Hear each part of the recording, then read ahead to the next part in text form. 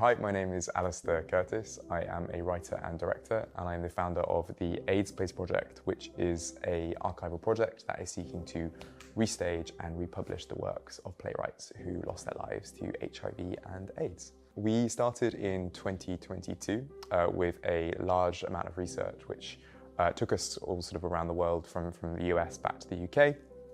And we were looking into playwrights that have been, we think, unfairly neglected, have been marginalised, or in some cases forgotten. So there were Broadway hits, there were great commercial successes, there was also a great amount of performance art, drag routines, and we thought this work could inspire a new generation of queer performers and queer artists. The rehearsed reading format is one that allows us to cover a large amount of playwrights. More than anything, it allows us to focus on the relationship between the audience and the actors. It's raw, it's not always perfect, it's quite direct. That allows us quite a sort of sudden and brilliant exchange with the audience in the room at the time. It seemed really important to me when we first started the project that it would speak to all ranges of queer performers, to draw an ensemble from the widest number of people and the widest array of talent felt like the most commonsensical thing to do.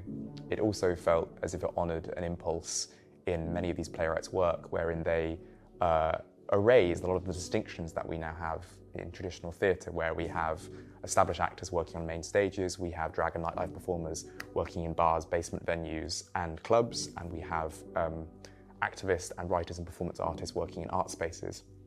These writers, many of them worked across all three of these designations, and I wanted these plays to have to speak to all of those people, and for these people to be incorporated and take on the legacy of these writers in their own work.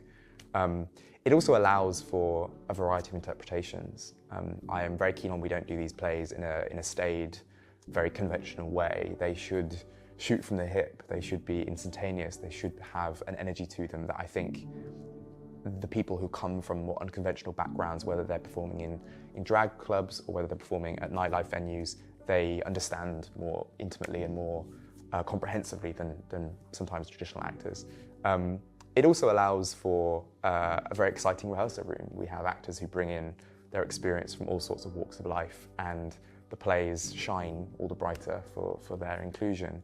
In the next reading, we have a mix of very established actors and a brilliant drag performer, and that combination of the two allows us to speak and think about the play in slightly different terrains at the same time. So a large part of our audience is young people who do not know these work, do not know these writers, would like to know more about their history, more about their world, and let it inspire their own work.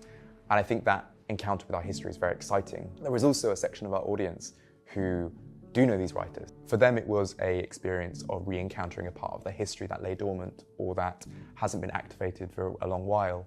And it was the collaboration or the linking of having those two people in the audience, those two groups of queer people in the audience, that was an experience of the intergenerational power of the queer community that you just don't really get very often. You don't get in club spaces, you don't always get in performance spaces, you don't even get in theatre spaces. And that diversity of an audience felt almost utopian.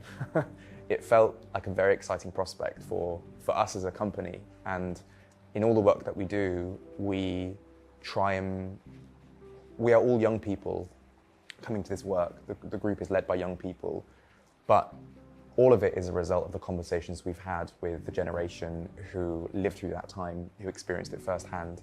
And they are leading and showing us the way forward. And whatever work we do next, wherever we go with the project, protecting and nurturing that link between generations is at the centre of what we do.